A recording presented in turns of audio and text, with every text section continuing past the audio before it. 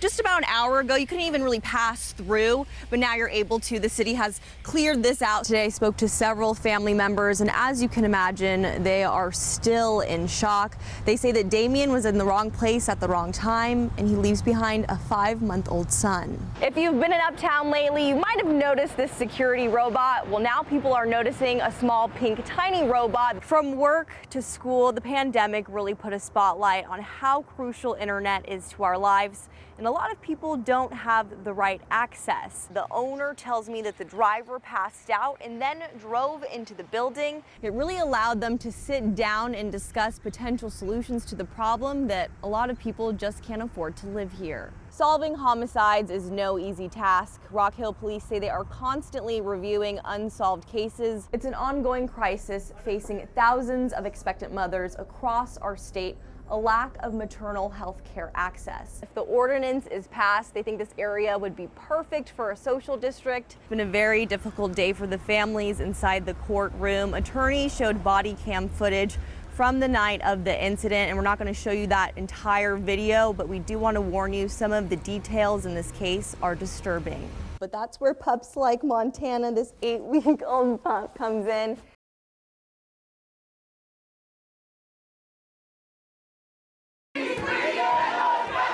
It started with a knock. Housing is a human right. We will not leave. A knock at the door for a chance to have a place to call their own. No accountability from the landlords. Dozens of renters causing a commotion outside the office of corporate landlord Invitation Homes. If we don't get it, shut it down. Catching the attention of many people and CMPD. The problem is growing, and if we sleep on this, it's going to be like 15 years ago, and you're going to have tons of people without housing. You're going to have an American economy that's failing. In our area, there's a large number of homes owned by corporate landlords. Attendees say they gobble up houses, not giving first-time home buyers a chance. Many spoke about the poor living conditions at these rentals. I talk to people who tell me they don't have reliable heat for 4 years in the same apartment. But the biggest burden tenants face, rising rents like South Charlotte resident Jake Lineberger. Our rent keeps increasing lease after lease. It is unfair and unjust. Displacing people like Jessica Moreno. We were pushed out of Charlotte due to greedy corporations. The housing advocates are calling for a 3% cap on rent increases and a grievance procedure. They say their requests have gone unanswered. They're widening the wealth disparity gap in Black and Latin American communities through intentional greed, and it's absolutely unacceptable. In a city full of life, violence is a community problem. There's death too. Violence embedded in everyday life. Interpersonal violence is a disease. Dr. David Jacobs spends a lot of his time in the emergency department. He's seen the need for a response that takes aim at the roots of gun violence. We're seeing 12, 13, 14-year-olds now that come in as victims of violence. At the region's only level 1 trauma center, when shots ring out, the victims often end up here. If we just simply patch folks up and send them out, particularly to some of our communities that have been underinvested historically, that they have a 25 to 50% chance of coming back as a repeat victim of violence, and some don't make it back. To avoid that from happening, Atrium Health started the Violence Intervention Program about a year ago. It focuses on people ages 14 to 24.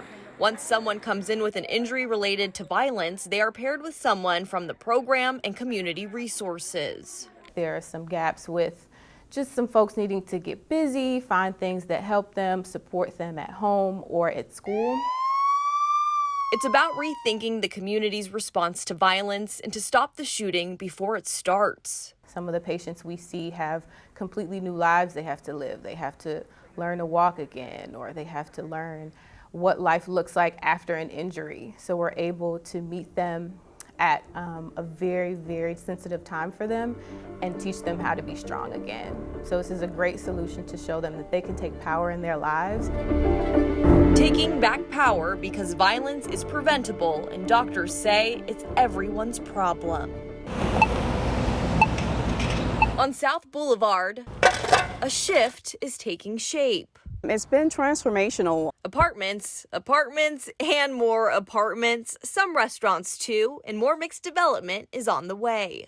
It's hot. Everybody wants to live, work, play, eat, dine within walking distance. Kiba Samuel is chair of the Charlotte-Mecklenburg Planning Commission. She says this area continues to grow due to the light rail. There's nothing that can really catalyze development like transit investment, and that's exactly what we're seeing. In the works right now, the station at Loso. It will be located across from the Scaly Bark light rail stop. Every day we see something different over here. David Rivero works across the street at Gyra Cuts. He says all this development has been good for business. People from all different parts of United States moving to the area, so they used to pay, a little bit more tips and whatnot, so it's getting better.